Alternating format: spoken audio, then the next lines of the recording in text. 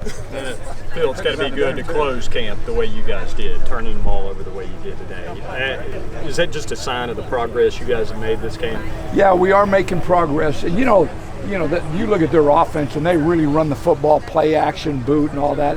And so they were doing some things today they normally don't do, right? So, but yeah, we're getting better at what we're doing. So that was good to see the turnovers today.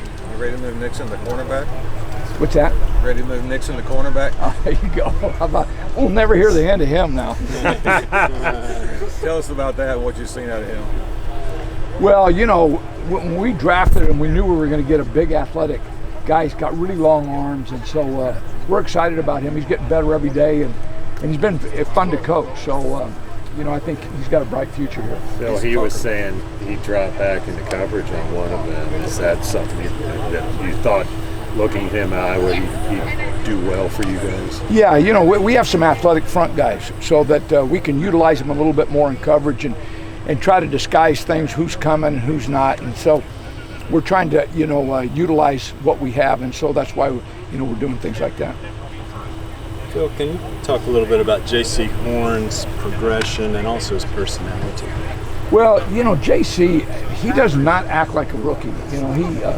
He's not intimidated by anybody. And I think, with his dad, who he was and what he did, a lot of the things that he brought from his coaches and his parents. So, but he's fun to be around. He loves to compete. If you watch him out there, he's not intimidated by anybody. So he's going to get better every day. It was funny. He asked when he first got here, "Is this the hardest defense in the NFL to learn?" Because you got to do more in the NFL. So, but he's really gravitated towards everything, and he's fun to be around. What did you answer? Is it the hardest? No, it's not. How does Jeremy Chin impact the game where he's playing now at safety more than when he was at outside linebacker? Well, Jeremy we have to utilize him still in the front.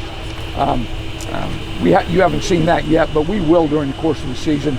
We'll move him around because Jeremy, he's an impact player when he's getting after the quarterback and blitzing and he's close to the line of scrimmage. So we'll utilize him both back there and up. My biggest concern is I can't use him in too many places where it confuses him. So that's my big, my catch-22 with that. But we've got to utilize his talents. What's your opinion of how the pass rush has done so far, especially in the regular game? You know what? So last week I was really looking forward to the Indy practice because of their offensive line, and then 3 or 4 of them were out. And then obviously this group here, that's not their forte is pass blocking, right?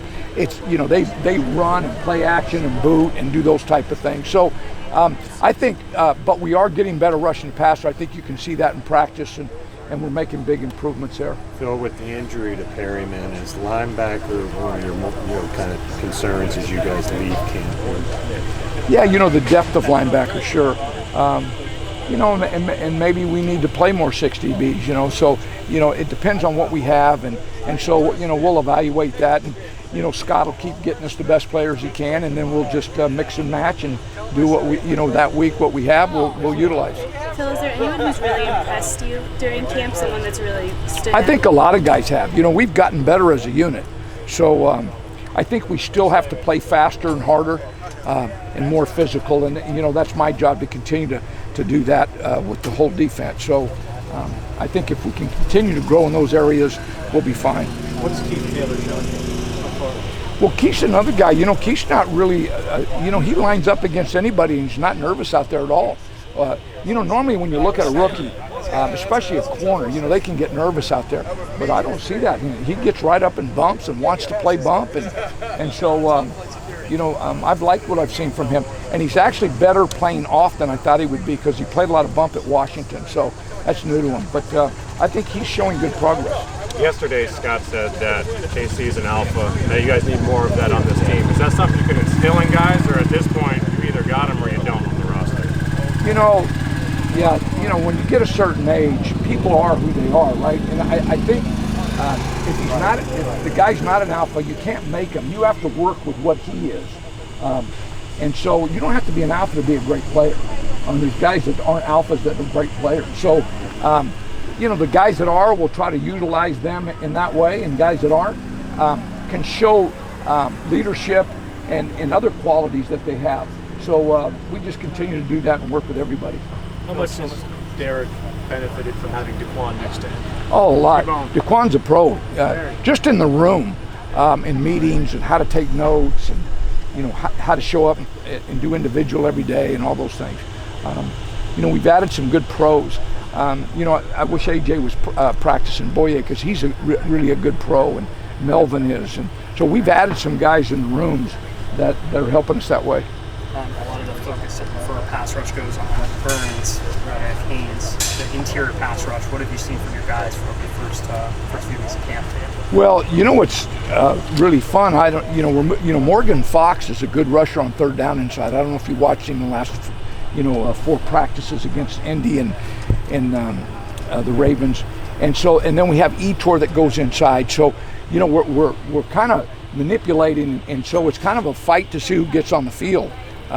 And so we've made it really competitive. The 4 best rushers are going to play, and so and we'll move them around wherever we need to. Do you like some of those guys inside more than you do outside? I do. Like Morgan Fox is really good inside. He's really quick. He's 270, so he's not quite big enough to play in there versus the run, but in the passing game he is. So he's fun to watch. Now we will play him inside in all packages, but. So yeah, and Etor is really quick inside. He's long and gangly. So that's fun when you can move players and they can do different things for you. Who are those best 4 right now? Well, obviously, Hassan and Reddick or Burns can rush, right? And Marquise Haynes was making great progress. And then you have Fox and you have Etor and even Jones keeps telling me, Snow, now don't, he wants to rush. I said, all right, I'll give you a shot. So, all those guys are in the mix, and they're all fighting. But here's the deal. You're going to get fatigued during the game, so you've got to have a rotation of 8.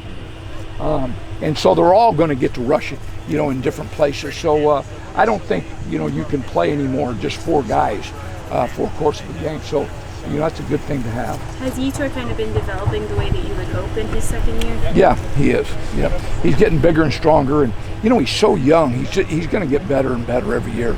I think over the next 2 or 3 years. What was the message for taunting out there today? What's that? What was the message for taunting? Taunting? Taunting penalty, get out there after one of the picks. Oh, that one. They're having fun. I'm not saying anything. And now, if it costs us in a game, that's different, right? But, we good? Thanks, All right, thank you guys. Thanks, Yep. All right.